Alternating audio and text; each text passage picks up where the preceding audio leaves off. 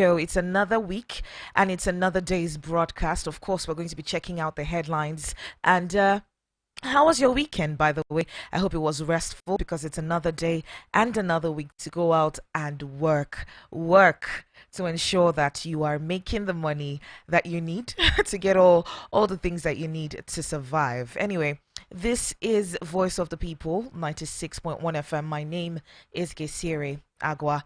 And of course, right here, we check out the trending headlines cut across different newspapers. And then we also help to analyze some of them to see how they affect each of us as Nigerians, as well as every other thing that we're doing right here. So we're looking at the headlines this morning, and over the course of the weekend, Cairo Market got burnt. There was a fire right there. Really, really sad event. We'll be looking at that in just a moment. But the federal government, through the Nigerian Customs Service, has grounded a United States registered Gulfstream jet belonging to a leading Nigerian bank, signaling the commencement of government clampdowns on private. Anyway, with a little sad news, 8 p.m. yesterday, while one of the victims was shot in the knee, the gunmen were said to have 8 p.m. yesterday, while one of the victims was shot in the knee, the gunmen were said to have ambushed the travelers between Shagamu Area Command of Nigerian Police and Ilisan Township. Some of the issues of security that are still pervading in a lot of places cut across Nigeria. Looking at the headlines as well, we're seeing outrage on Sunday over a UK-based taxi driver who remained on the federal government's payroll despite migrating to the UK in 2022. Newsmen and the BBC had on Sunday reported that a 36-year-old Nigerian civil servant referred to as Sabitu Adams, not his real name, moved to the United Kingdom in 2022 but was still receiving a salary as a civil servant here in Nigeria. Well, this isn't something that is peculiar to just him. We've heard a lot of cases about Nigerians who have relocated in one way or the other, whether it's to Dubai, to Australia, to Canada, to the US or the UK. We still see some of these individuals getting paid. Ghost workers who are stealing consistently from the government's pocket, right? So we need to plug all these loopholes, and that's pretty much some of the conversations that we'll be having this morning. Meanwhile, Governor Godwin Obaseki of Edo State has said he has no regrets in the last 7.5 years made to the people. Well, Edo State is one state that has been peculiar, especially in the fight with PDP and the APC in that particular state. There's been a lot of drama. We'll be checking that out in just a moment. You want to stick around for that.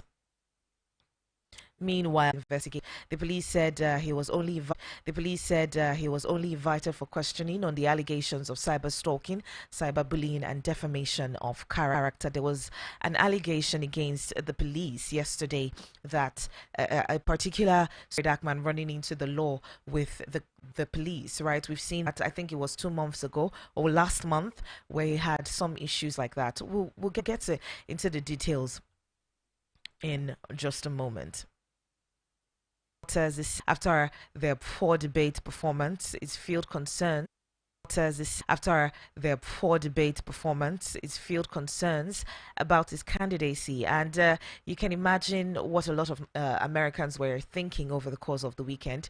There were some videos where the president talked about the fact that he can still win elections, right? There were some videos where he was talking about some of their concerns, but he can still do the job. Well, if you look at it, we have two different men who some Americans have said, we're between the devil and the deep blue sea at this point, and not having a viable option, because on one hand you have a Trump who is very, some have said, is very erratic in how he does his presidency. Some say he's just what America needs. While you have a Joe Biden who is 81 years old and still having a lot of challenges concerning his cognitiveness at that point. I mean, we saw a lot of blunders in that debate, which caused a lot of concerns about his candidacy. He's still trying to prove to the Republicans that he can do the job, he can still deliver. Well, we'll watch to see how that plays out. But in the meantime, let's go over to Who Said What. I'll take a break and I'll be back in just a moment. Stick around.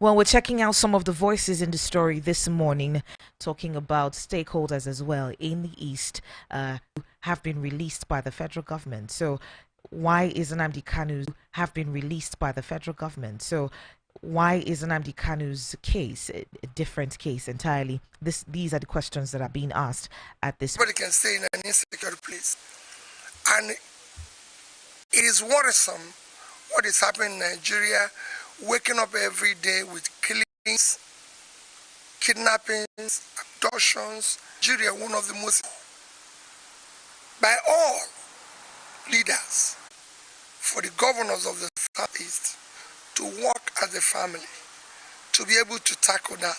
I'm saying that from the little experience I had when we were there. Important. We want to see them bring this entire zone together. And I'm preaching the same thing of other zones. While the federal government, as far that overshadows everybody, the various zones should come together in the same class. It is very urgent. I'm again saying from my little experience, in which they can call meetings, even meetings at times of those of us who were there before, to come together and interact about a common purpose. This is very important. I don't see anything why his continued detention, quite frankly. Especially as the law, the courts have granted him bail. Government must obey the law.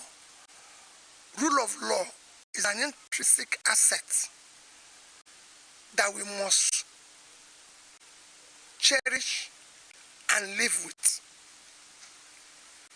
I've said I'm going to discuss with every agitator.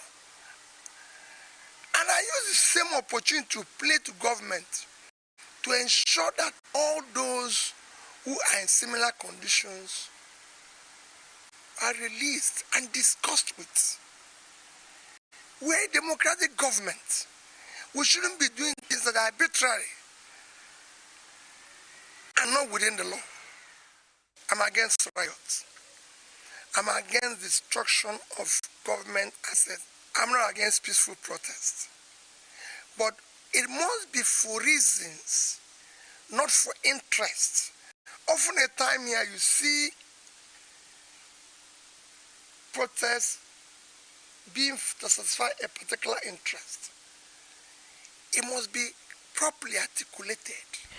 All right, well, that is Peter. I'll be talking about insecurity in Nigeria, calling for the release of Nnamdi Kanu. And he touchlighted some of the important things that we'll be looking at as well. The federal government's response to law and order. I mean, when the court says something, when the court gives a particular judgment, do we have the adhering to that judgment, right? And then the law court is the hope of the common man. So if you have a situation where the federal government isn't adhering to what the court has said, then where then is the hope? That is what a lot of Nigerians have been asking. But when it comes to security, there was a very, very sad situation that happened in Borno State. 18 people were killed as forced suicide.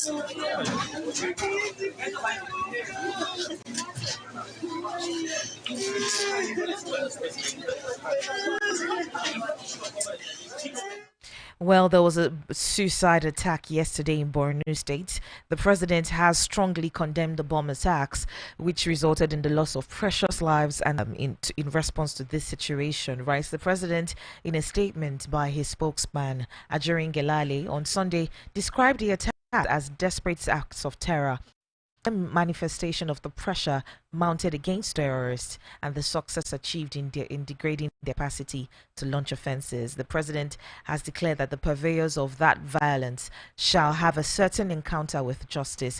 Well, the question now is when? When? Because this is a one too many attacks on Nigerians. But we'll be getting into all of that in a moment with Rufai, Oseni. Over the course of the weekend, there were conversations as regards we have the she's in the news and she makes It's our husbands that are voted for. We are not the people voted for. It's our husbands. So we must listen to our husbands and also follow our husbands. When election comes, the father of the nation, not if you have idea, bring it out, because we are to save our country. We are to live together. If we go outside Nigeria, if I go there, highest I say 1 week, Nigeria, I want to go back. I want to see my brothers. I want to see my friends. I want to see everybody. So we must join to work with Mr. President who won the election at that time. And for today, no other person than His Excellency President Ahmed Bola Tinubu. Let us work with him and make Nigeria great. This was the former wife of the president. Much is too heavy, and that if she's asked to return back to office, she wouldn't go there. She said, "Don't you see how young I am? The stress is too much. If God manages to bring you out of it, you should glorify Him." That's what she said in that particular conversation, and I mean, it's sentiments that a lot of people have shared over time. I mean, we saw the former president Muhammadu Buhari, talking about the fact that it was a lot being in office. So we've seen a lot of people conversing as to how the effects of this has been so far. But we'll be checking that out in a moment. We still have other messages I would like to touch light in a bit, but let's take a break. I'll be reaching out to Rufai Oseni in just a moment. Stay tuned.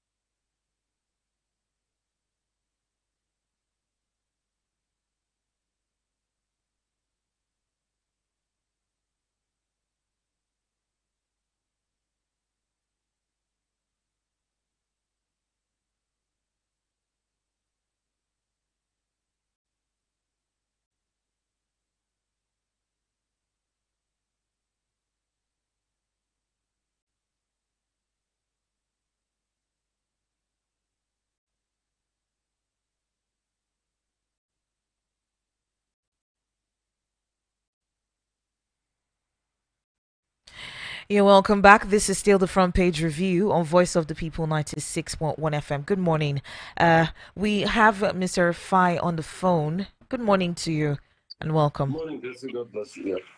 All right. Mr. Rufai, how was your weekend? It was all right. We bless God. All right. So we see you launched something health related to help people. Yeah, so I launched a center for outreaches, a place where I'll do health outreaches from time to time. So that's what I, put together. It's something that is very dear to I'm looking at in partner area. So it's something that I'm very passionate about. We had an health outreach. It's just going to be a center where people will come from time to time to have for health outreaches. And, it's something that will, like the one we have over the weekend, we'll give them drugs. We also give them food packs, And we had 3 to 4 registered doctors, come help test the people. And so it's just our own way of saying we care for people and, let's make life easy for one another. And we can only get better from there. So I still tend to do more, for my community. And look at ways we can deepen development and see how we can contribute my own little quota. So, but for me, I was very sad over the weekend when I heard the story of the bombings, Yes. which is a sad one that we have gone back to the era of suicide bombers.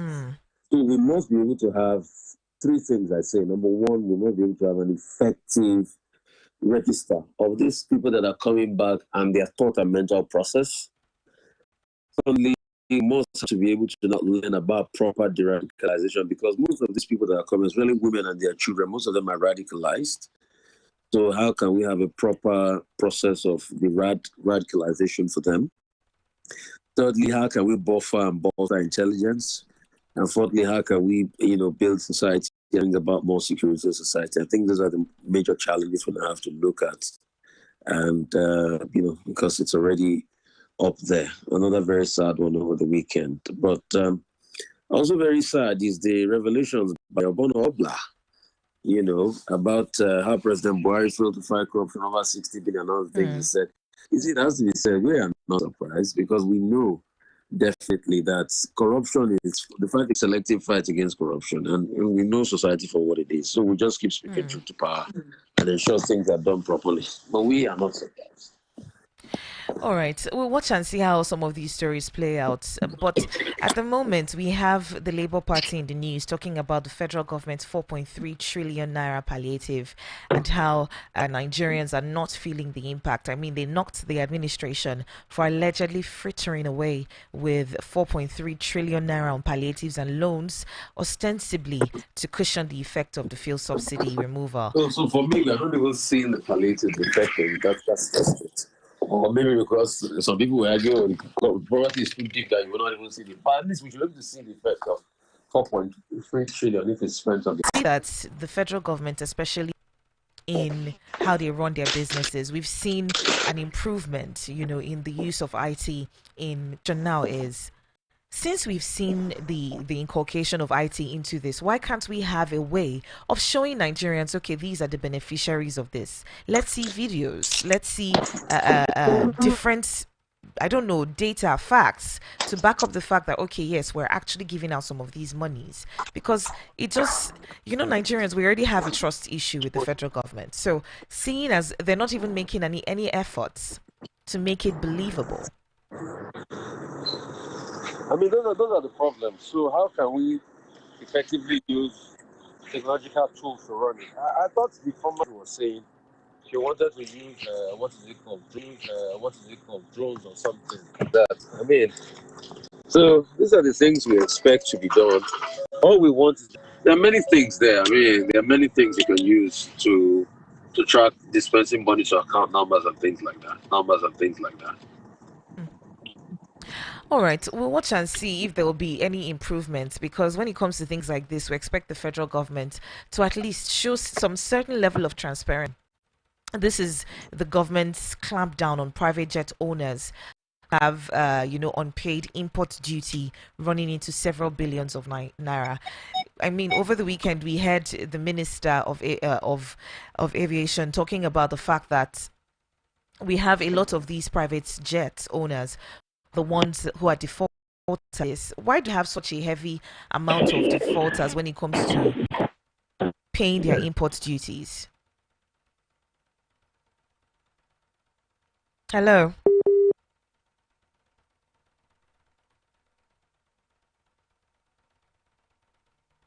All right. The network seems to be getting bad. I will try to reestablish connection with Rufai Oseni in just a moment.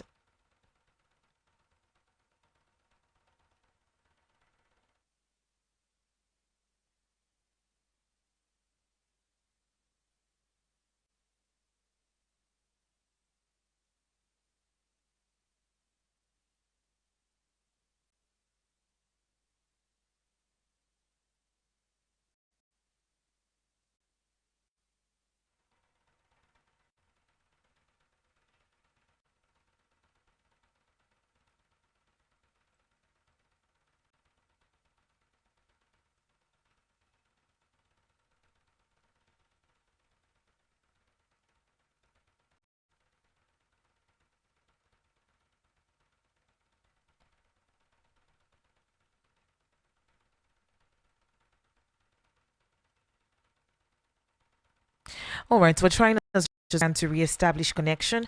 However, 24 and is expected to end on the 19th of July. Exercise aims to identify private jet operators that have illegally imported aircraft into the country without paying the necessary import duties. The customs had recovered about 2 billion into the government coffers. All right. We had this. There was an outrage on Wednesday over a UK-based taxi driver who remained on the federal government's payroll despite migrating to the UK in 2022. He was still getting paid salaries even after Oh, relocating. I mean, we've is the, seen. is the only one case? Even before the outrage came, let's see. President Tinubu had been talking about those that are still getting paid despite the fact that they're no longer in the country. So that case just bolstered what they were saying. So, I mean, if it's in an outrage, is it today we have been having ghost workers? See, go and check back. Chino Achebe wrote a book, I think it was the problem with Nigeria. And as at the book came out in the 80s, maybe 83 or 84. And in that book, he was talking about the fact that what the ministry was paying, one ministry of government was paying in ghost workers as salaries and wages was enough to build another Murtala Mohammed Airport. And this is the 80s. He wrote this book. And what he said, the assertion in that book is still very apt till now. So not today we're talking ghost workers. Then what? So that's the level of waste and corruption that we have pervasive in this country. We should not act like it's new. The Mr. question is, what are we Rufai, doing to solve it? if we see that, if we know now that we have civil servants who are complicit in this, how then can we sanitize the civil service? Because You pull off the bad eggs. Pure and simple. You pull off the bad eggs. But how do you pull off the bad eggs in a system where when the politicians who also want to be complicit, the civil servants, so the civil servants know all where their corpses are buried. So you pull off the bad eggs. If you are truly true to yourself, it's so easy for you to pull off the bad eggs. But it's a symbiotic relationship of corruption between the politicians and sometimes the nefarious civil servants. So that's why we keep calling for government to make a civil servant for purpose. And that's why when the head of service recently said, "Oh, our civil service is the best in the world," I was just looking at that with my side eye. So you can see. So you pull off the bad egg, but do they have the political will to pull off the bad egg when they also are benefiting? all right, we have minimum wage in the news. Labour has been urged to declare nationwide strike. The campaign for democratic workers' rights has called on organized labor to immediately mobilize and declare nationwide strike over the minimum wage. Yeah. You see, we can't deceive ourselves. If Labour does anything now, I'll be in support of Labour. Because you can see the federal government dragging on this conversation. You can see them dragging on this conversation. They have dragged and dragged and dragged and dragged. What else do they want? All right. When it comes to this particular situation, Mr. Rufai, we have Labour on one hand and we have the federal government on the other hand. We still have state governors who have said that they would like to negotiate their own minimum wage to see, okay, if No, they they can. don't. They don't have that right. Based on the constitution of the federal government and negotiate minimum wage, they should go and look for the money to pay. All the money they are stealing and giving to the president, they should go and bring out to pay. All the money they are used to curry police staff, they should go and bring it out. They don't have that right. If they want that right, they have to change the constitution. It's not the 1963 constitution any longer. It's not the pre-independent constitution. They don't have that right. And they know. So Governor Basek is not a fool. He did the right thing. They should go and follow suit. If they cut their coat according to their size, they will be able to pay. All right. It's interesting that you brought Obaseki, into this conversation. He has said he has no regrets in the last 7.5 years that he's been in charge of the state. He said his government has delivered and surpassed all electioneering promises he made to people. How would you rate him? I think he has done fairly well. Hmm. I think he has done fairly to raise GDP of Edo. He's had some initiatives like the Edo Best, for education. He has done very well. He could have done a lot better. In terms of infrastructure, we still have some very funny roads in Edo. Mm. Anyway, yeah, they will argue that the federal government needs to do those roads, but he could also raise financing to be able to fix those roads. But pervasively, history will judge him according. Some people might not. So I think it's for the next person that will continue and do whatever they can to uphold and continue to improve Edo State. I mean, government like this is a continuum. Mm. So at the top of my head, I could not remember any case of, lack of transparency. Maybe there might be, but nothing readily comes to my head now. So if maybe you can remind me of some cases or some issues Mm. readily to my mind now. Transparent, did he deliver contract cost as when due, or he bumped up the contract cost? I mean, nothing really comes to mind. All right. Finally, Mr. Rufai, let's move on to the US. I mean, we saw that post debate conversation between Trump and Biden. Biden has been going around saying that he intends to win this election, and he has assured the Democrat donors that he could still win the presidential elections coming up in November against his predecessor after a poor debate performance fueled concerns about his candidacy. What do you think about this? Let's see how the scrap kid from Scranton, like it's fondly called, does. He had a poor showing. Obviously, a lot of senior moments. Hmm. Losing touch with the things he was saying, was incoherent sometimes, forgetting train of thought. But he also had that side by side with a pure pathological liar in Trump that almost everything he said was a lie. So a man that barely finished his speech that it was incoherent, but largely more coherent than the pathological liar that lied through every little thing he said. I mean, that's the choice America has to make. Hmm. Well, Mr. Rufai, you call him a liar, but I mean, the public opinion poll after that debate gave it in a 30, while he had a 70. So a lot of people, the CNN Snap poll gave him over 60%. A lot of people scored him based on the fact that he was pugnacious, he was animated, all of that. But that's not the substance of the debate. When you look at people that look at the substance, Biden had way more substance on the debate than anything. So we can't deny that fact. And if you go and look at the fact check, Trump had over 30 things that were fact checked that were turned out to be lies.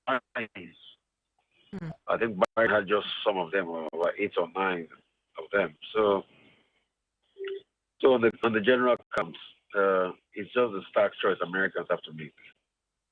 Well, wish them well. All And right. Bessie, I also wish you well today. Bless you. All right. Have a good day. Have a great one. All right, you've heard from Rufai Oseni. Let us know some of your thoughts on the headlines. 0808 312 8618. That is 0808 312 8618. Go ahead and call us up. We a little bit about a Godwin Obaseki and his performance so far as the governor of Edo State. So go ahead and let me know what you think about it. Did he do well? How would you rate him? As well as some of the issues that are being talked about in the news. We have the Labour Party knocking the administration for this administration of President Bola Tinubu for allegedly frittering away 4.3 trillion naira on palliatives and loans to cushion this. These are, ostensibly to cushion the effect of fuel subsidy removal and other economic policies, saying that it has no direct impact on the lives of the masses. What do you think about this? Also, let me know. 0808 312 8618. Also, Of WhatsApp line is 0700 961 961. Go ahead and give me a ring. We also have Obono Obla, who was appointed by Buhari, said all his efforts to bring many looters to justice in the country were frustrated by the former Minister of Justice and Attorney General of the Federation, Abubakar Malami, and other officials in the same administration. He also talks about the fact that the loot recovered under ex-president Muhammadu Buhari's administration was returned to the looters. This is according to this Okoy Obono Obla, who's a former chairman of the Special Presidential Investigation Panel for the Recovery of Public Property (SPIP).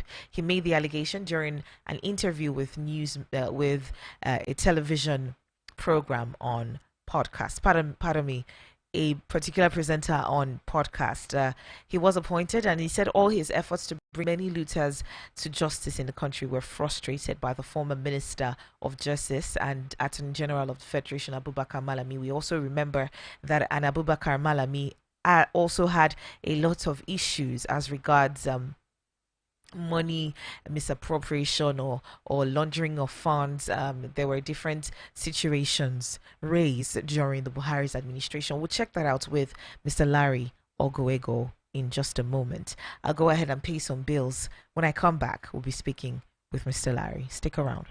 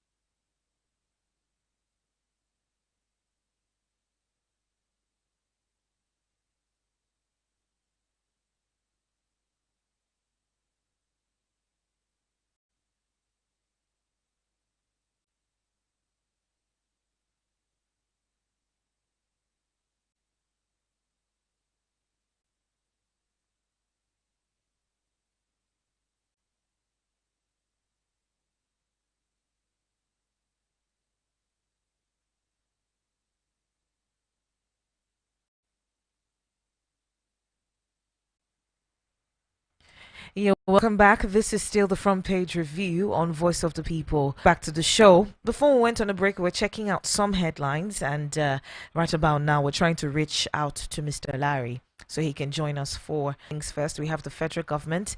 All right, we have Mr. Larry on the phone. Good morning. Good morning. Good morning. Good morning to you. How's your How are we weekend? preparing for the new? Fine. Good. Plenty of rain here, but it's okay. All We need the right. rain for good yield.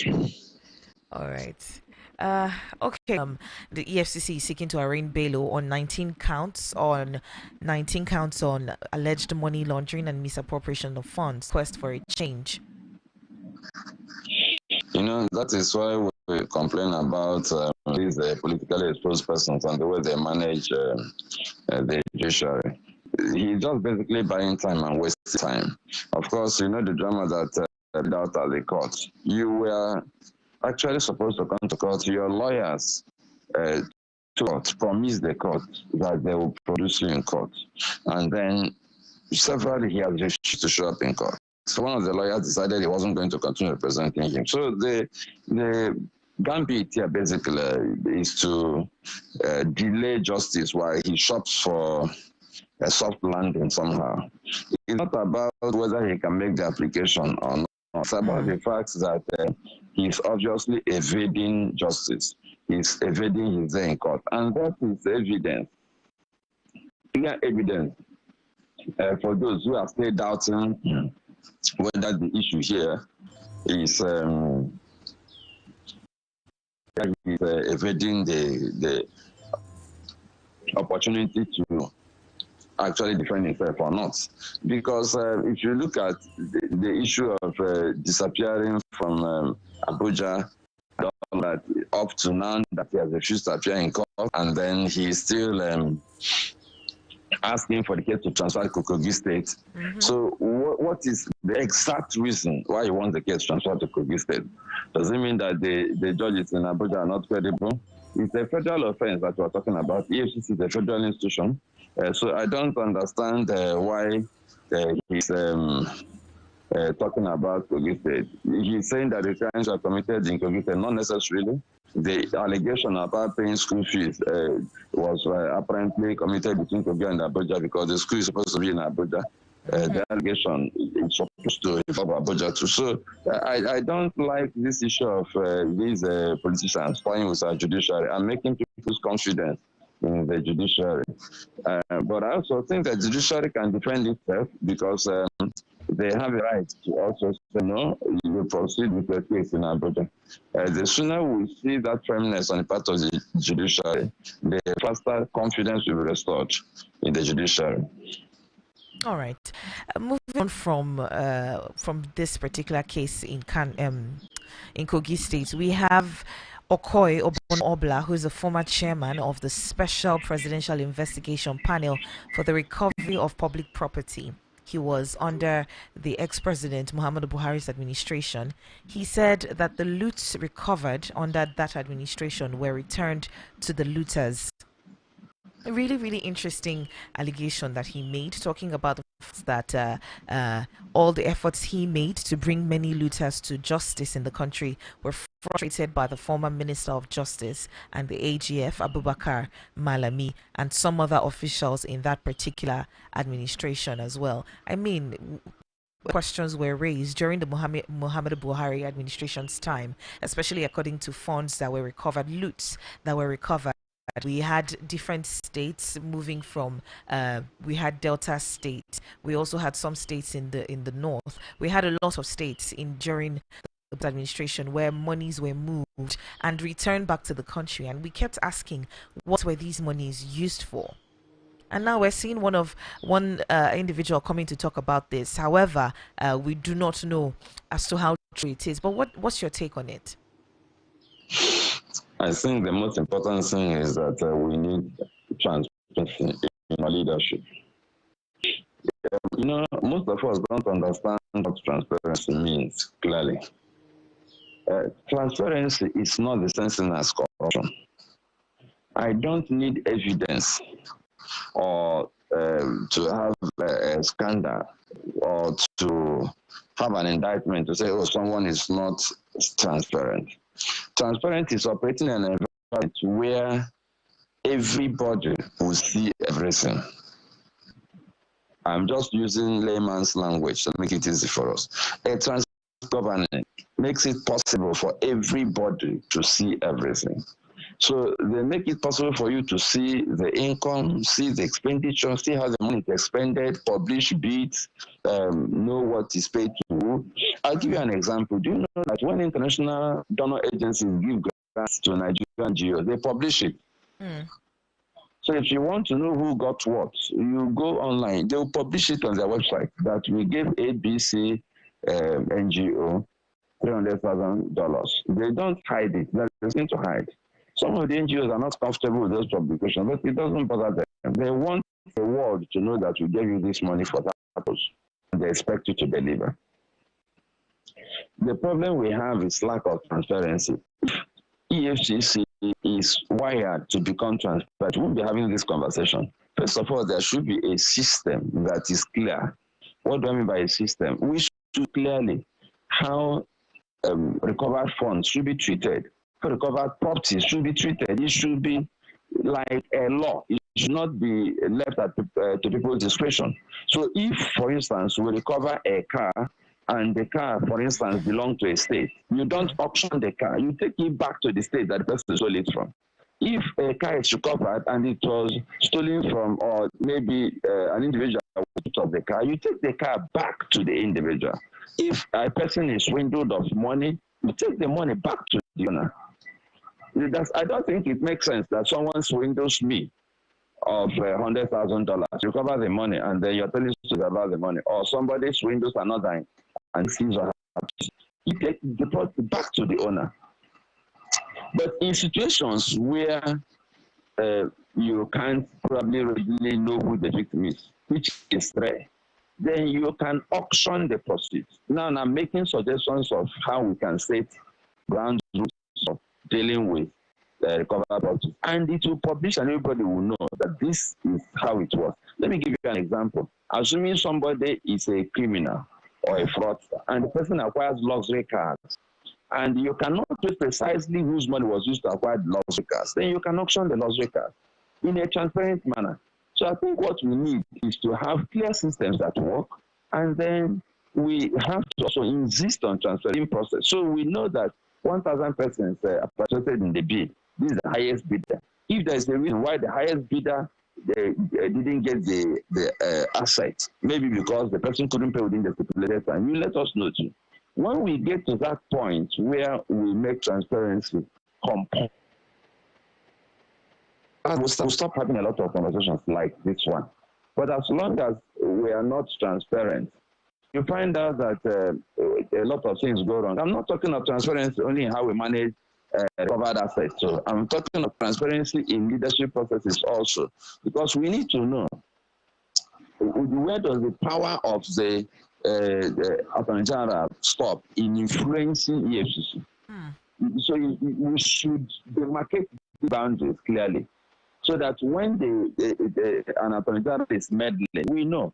And we should separate the office of Attorney General from Minister of Justice. It has been said for decades, and nobody is doing that. I mean, this is why you have these stories, coming up all over the place. We have lost a lot of beautiful assets. Some are decaying, some have been totally lost and vandalized, because the people who seize these assets, they actually wanted to take advantage of the absence of clear procedures and transparent systems to loot the same property that they recovered. So it's sad. We need to have systems that work, and that transparent way of doing things is very important. Transparency is not really about whether you're corrupt or not. It's whether we're able to see what you're doing, or whether you're shielding us from seeing what you're doing. A person may not be transparent, but at the same time still be honest. But it's difficult to convince us that you're honest. But if you're transparent and honest, even your enemies will acknowledge that you're honest, because they will see what you're doing. So I don't even need to go far to tell you whether a leader is transparent or not. we have an issue with transparency across the country. All right. Moving on from that story, we're moving on to security right now. You caught up with the bomb blasts, the bomb attacks yesterday that caused the loss of previous precious lives and the maiming of other citizens in Goza local government area of Borno State on Saturday. Pardon me. The president has gone ahead to describe the attacks as desperate acts of terror and a clear manifestation of the pressure that is being mounted by the Nigerian government against terrorists and the success achieved in degrading their capacity to launch offenses. I don't know what you think about this particular statement. I don't see how a terrorist attack can be evidence of success that the government is succeeding. It is a very convoluted logic. I don't know. I don't personally. I have tried to stretch my imagination and find the connection, but I can't. The argument is that, oh, because we are pushing them hard, they are now attacking, and it doesn't add up. And I've had this in different ways, you know. But these are just platitudes that you use to make people feel that there is hope. You very often do motivational speaking to also give people hope. But those things are not solutions. The truth is that the security situation in Nigeria is very bad, and it appears to getting worse by the day. And a lot of the crimes are underreported, especially the crime of kidnapping. I know about several kidnap cases that were not reported to any security agency. I mean, not only a lot of people know because people feel more secure negotiating and paying ransom.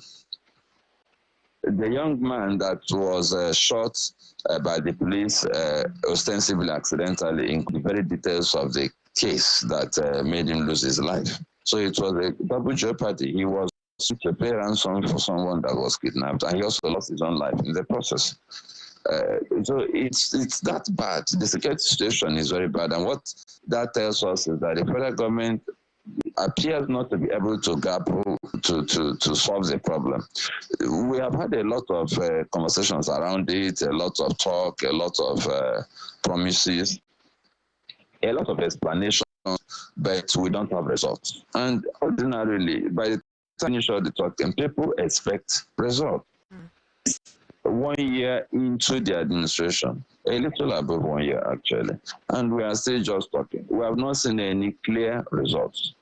What we're looking for is results. We want to be able to travel from point A to point B in Nigeria without fear of being abducted. We want to travel from point A to point B in Nigeria without fear of being attacked by bandits. We want to move around without fear of a suicide bomber taking our lives or limbs. And that is how people would decide in their hearts whether the fight against insecurity is working or not. For now, it appears that the government is losing and the bad guys are winning. And we hope that won't last much longer. And we have security experts who have mastered the art of explaining why they are not succeeding. They see, until we learn to understand that the bottom line is about results, we will continue having this conversation. We can give someone a concession if you come in newly, okay, take this much time to study what you're going to do, give a blueprint, blah, blah, blah. But if you have time, and after you've had that time and resources you require, you're not able to deliver, we should look for another solution. That's what we're not doing in Nigeria. Under Buhari's administration, we saw people who were obviously not able to solve the problem. Many years in office, and people were shouting, and they were just there. Telling us that the people who did this dastardly act must be brought to book, they must never go unpunished. They just put the same soundtrack, and to play over and over again. I think we need to do something different. One of the definitions of one said not working well is doing something and expecting a different result. And that's exactly what we're doing in security matter. We have not found the right mix, the right solution. And that is what the federal government is supposed to be leading the rest of us to do. And so far, so bad. All right. So still on this issue of security, right? We have situations where some of these bandits are rehabilitated back into the society. I don't know what exactly at the moment, especially with our rehabilitation programs, some of the things that we do to de-radicalize some of these individuals, because it's years of radical thought processes that are being infused into these individuals. So what exactly is the process that we go through to de-radicalize individuals that we are trying so hard to rehabilitate back into the society? Well, it's a very complex process to de-radicalize an individual and actually be succeeded. It's a mind game, actually. It's not a pure thing that you say, oh, this person has this gadget and I've taken it away. It's in the person's mind, and people can play games with other people's minds. I think what we should have done from the beginning would have been to first of all protect citizens from being forced into banditry and kidnapping. And we have Stockdale syndrome. We have this situation where sometimes even when the person is forced into the system, the person genuinely embraces the system, and that is part of what the abductors and people who force young people into insurgency and banditry do. That is the indoctrinate them. Some people say brainwash them. So they get to that point where they actually believe what they do. And if you say, oh, he was forced into this thing, you want to radicalize him, you need to get to the point where you are sure that he has become totally normal. It's difficult to ascertain. And one of the things I've also pointed out repeatedly is that when you pick up people who were shooting at our security agents and you say, oh, that want to de-radicalize them and reintegrate them into society, that is very, very disingenuous, because security agents will not be happy. A lot of people whose friends died, whose family members died, because of the activities of these persons that you are de-radicalizing and reintegrating. Then let the people who were involved in capturing them, fighting and capturing them, not feel that they're just wasting their time. They will be motivated if after all the work and apparent victory, after a few days, they see on television that the people that they captured in the forest have been better than them. They have fancy uniforms, eat good food, they are flown around in aeroplanes, they live in decent quarters, and you say that you are reintegrating them. Meanwhile, the people who fight for you to stop insurgency, to stop all of these things, they are very badly taken care of. These things really don't add up. We should look at the big picture when we make choices, and we look at emotional intelligence. So what message are we sending out to the soldiers, to the other military institutions and other personnel, even those who come to help us from abroad, the NGOs that help us with the IDP camps and all that? What messages are we sending to them when we Even do the some victims' of this? families. That's what I just said earlier. That is the people who lost their friends and relations, the military men and all of those people. How do you explain to them that you now call these guys that you're talking about just reintegrating them and all of that? I think we need to be more serious about fighting insurgency. One of the things some experts have concluded is that people are actually enjoying the war economy. That is this money that comes with this kind of situation. Things are done quickly. Cash is released without too much scrutiny. Security is something that is also shrouded in secrecy. So some people are cleaning up. A lot of people are making a lot of money. And I suspect that some of them don't want this cycle to end. But they forget that we are all sitting on cakes of gunpowder. And if the gunpowder, one cake dares to explode, the war economy will stop. The enjoyment will stop. It's very mean of some of these people to maybe not to take the process seriously. Some people have told us, some military personnel have told us that if they are given the tools and given the go ahead, that they will stop this thing. You begin to ask yourself, so who is not giving the tools and who is not giving the instruction? So it tells you that I think we don't even have the political will to deal with this matter summarily. But let's hope that one day, whatever is stopping them doing the needful will them, whatever it is, whether it's personal interest or political interest or whatever it is. We hope that we'll get to that point where they will just understand that the collective interest of Nigerians is more important than their personal interest. I hope that point where we actually fix the security problem is holding everything down. Without fixing the security problem, you can't fix any other thing. You can't.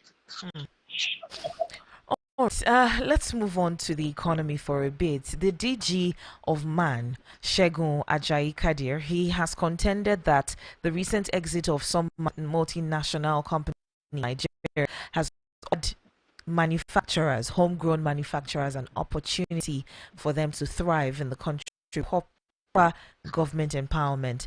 And the question is, at the moment, is this a true statement? Is this an, I mean, it's an opportunity nonetheless, but how well will you have companies here in Nigeria thrive, especially with some of the policies that drove multinationals who had some of the biggest backings, drove them away from the country in the first place?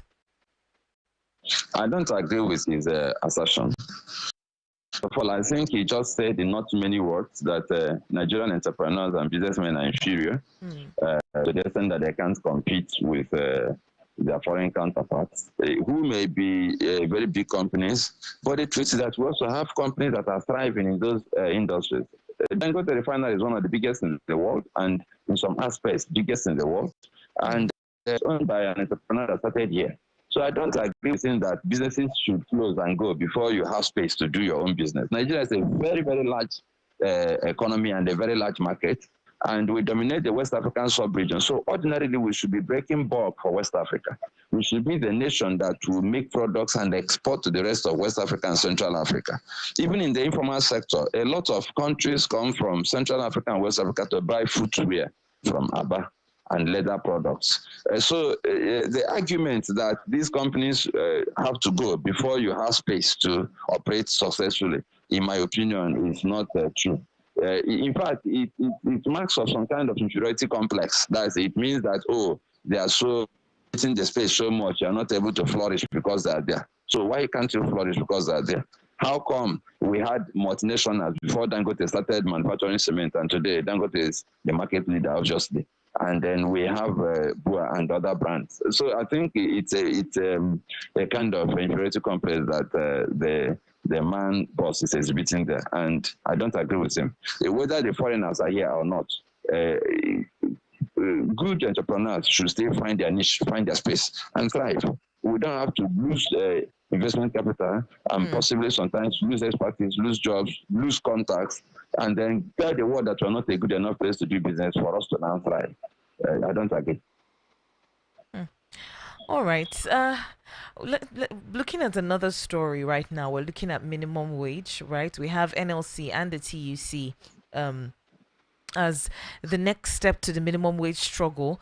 Some people are asking the TUC, organized labor as a whole, to declare and mobilize widely for a nationwide general strike and mass protest to demand a minimum wage not less than 200,000 naira. I mean, looking at the body language of the federal government, you'd see that they're delaying this particular conversation on minimum wage. So some organization has called on organized labor to go ahead and mobilize for a nationwide strike.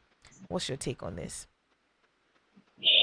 You know, unfortunately, the only language that gets our federal government to the table is strike. And unfortunately, also, once they come to the table and you call out the strike, they forget whatever was discussed on the table again. So it has become a very frustrating cycle. And I think it's also a game because by the time it gets to that point where labor will call for a strike, call it off, call for a strike, call it off, they begin to look unserious. I saw this coming. That's the situation of just wearing labor out over time.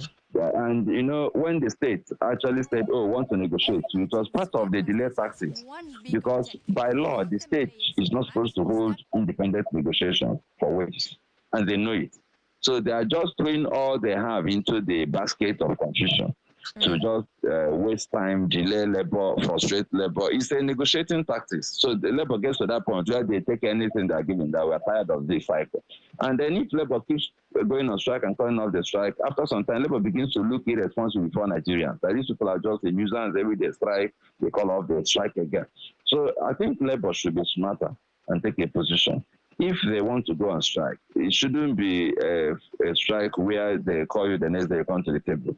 If they want to maintain the negotiation without going on strike, they should find ways to compel the government to sit down and talk and arrive at a decision. A situation where they keep going on strike and calling it tough is actually beginning to affect their credibility. And that is precisely what the government wants. Because if you have a labor unions that don't have credibility, then the game is as well as lost. Unfortunately, we might eventually get to that strike if government does not act fast, and they don't intend to, because that is the only language. I said they could find other ways to get the government to listen, but we know that the only thing they're listening to is strike. No matter how much you talk, they won't really take you seriously. They will putting out other fires because, we run a fire brigade government in Nigeria. So they just keep putting out fire. So when you create your own fire by going outside, they'll come and put out the fire there. After that, they'll run away again to put out other fire. And that is what is happening. So we may be headed for that strike because they won't take anybody seriously unless the person creates an emergency that creates a fire. So they'll come and put out the fire. But I hope that this time around, they won't just put out the fire and walk away. They should actually have a sincere negotiation. And yes, let me also inform you that one of the reasons why this negotiation is not working, that is, you're saying, okay, I will pay, I can't afford 200,000. You can say you can't afford 200,000, but your body language is that you can afford it. You want to buy new aeroplanes. You want to build new houses for the vice president. You want to even build new houses. Hearing rumors of when is my own house coming from the Senate side. We are wasting money. We are paying ghosts who don't go to work. So at the end of the day, you say you don't have the money to pay minimum wage, but it looks as if you have not just that money, but more. And so it's difficult to persuade labor that you don't have the money. And that is where transparency, the concept of transparency again comes in.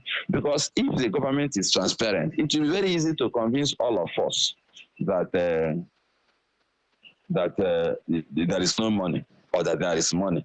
But when the government is not transparent, we have to trust them. But unfortunately, we don't trust them. So even when they tell us this, we don't believe them. And for good reasons too, because they have failed us consistently. So I hope that they will have to not only talk of this minimum wage weekly, but they should change their ways. They should become more transparent so that they will build trust, so that this thing will become easier for everybody to manage. This issue of governance will become easier for everybody to manage.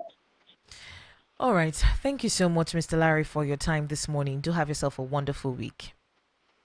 And you too have a great week, and I hope Nigerians are listening to the voice of their people. And I hope that we also learn lessons that will apply to our daily life so that this nation will eventually live up to the great potential that God invested in us. Do have a great time, guys. All right.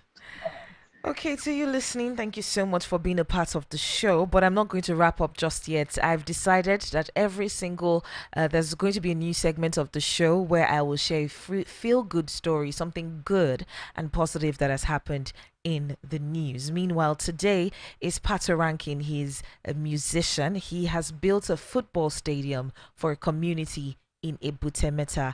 It is a state-of-the-art facility with a playing surface, sitting and floodlights. And he said that God has blessed him, and he's blessing his people. And he built this from a place of love to unite his community, Ebutemeta, the first of many, world best. I mean, his generosity and commitment to giving back to his community has earned him praises from fans and followers alike. Well, this is congratulations to the community of Ebutemeta in Lagos State.